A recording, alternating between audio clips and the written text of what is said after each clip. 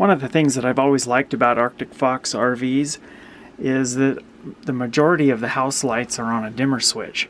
So this dimmer is up above the stove hood and it's mounted in the cabinet below the microwave.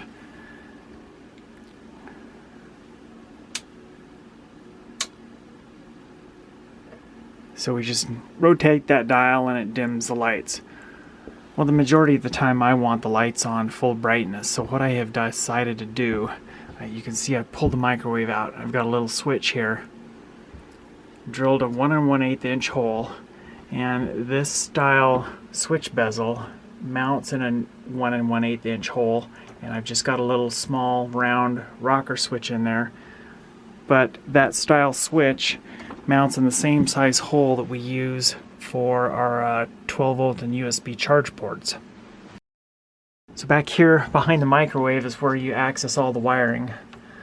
I have taken the main power lead, disconnected that from the input of the dimmer switch, and then connected it to the input side of my new rocker switch. And then the output side of the rocker switch goes to the input side of the dimmer, which is right there, and that wire is actually labeled. So when I shut the switch off, it kills power to the dimmer switch. Turn the switch on, then of course it provides power to the dimmer switch, and we could still operate the dimmer.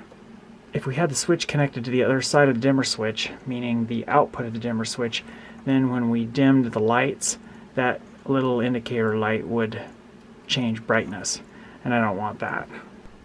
We've got the switch installed in the cabinet, at least partially installed, and then it just secures in place with this little lock ring. So we'll go ahead and thread that on and then make my wire connections. And to get that lock ring nice and snug, I'll reach in here with a screwdriver and carefully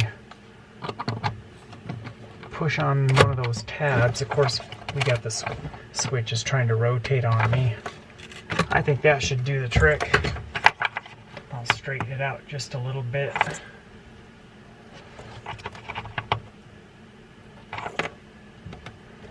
And my negative wire connects to the brass colored terminal, and then my input power, it's not real critical which terminal that connects to. Same with the power lead that goes to the input of the dimmer switch.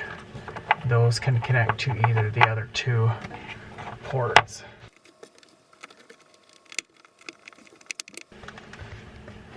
And there we have it.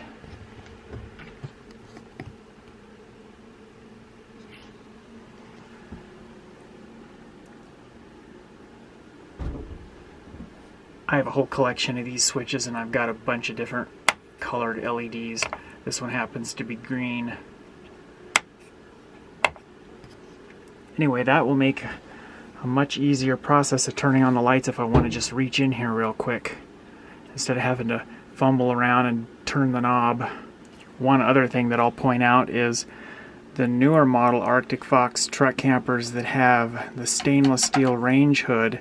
That range hood is angled out like this, and before I bought this particular camper I looked at some of those truck campers, and the thing that I noticed is where your front panel it meets your side panel on that angled portion, it was kind of a sharp edge, and I just about cut my hand once or twice when I reached up there playing with that dimmer switch, because the back side of my hand would rub right along the angled portion because the stove hood is shaped like that. So in that application, it'd be really advantageous to add some kind of a little switch like this. I pretty much can never leave stuff well enough alone, so about a week or two after I installed that round rocker switch, I took it out and installed this jumbo rocker switch like I've installed in place of some of the other rocker switches. This is actually a lot easier to turn on and off than that little round rocker switch. And then that round switch and bezel, I repurposed that somewhere else. I use the same wiring process and another little round switch and bezel to piggyback that switch with the dimmer switch for the light that's above the sink. And I mounted that switch up here so it's really convenient to reach around below the edge of the countertop to turn on that light.